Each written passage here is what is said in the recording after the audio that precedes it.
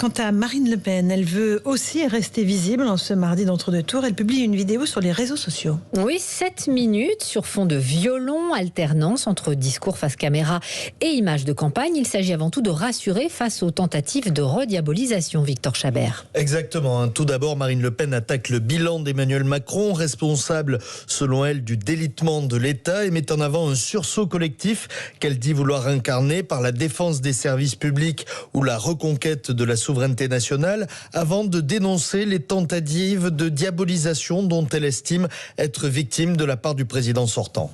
Emmanuel Macron a fait le choix de l'invective et du chantage à la peur. La peur, c'est en effet le seul argument qui reste à l'actuel président de la République pour tenter de se maintenir à tout prix.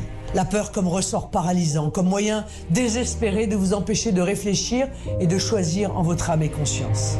Mais ce qu'ils ne comprennent pas, en tentant de faire passer l'immense aspiration populaire que je porte pour un danger pour la République, c'est que vous n'êtes pas des enfants. Avec cette vidéo, Marine Le Pen veut se poser en protectrice des Français, montrer qu'elle défend les services publics, la sécurité sociale. Il y a une volonté d'apaiser les craintes, notamment des classes populaires. D'ailleurs, elle le martèle dans sa conclusion. La candidate qualifie sa candidature de celle du rétablissement du consensus républicain, de la cohésion nationale, de la justice sociale et de la paix civile.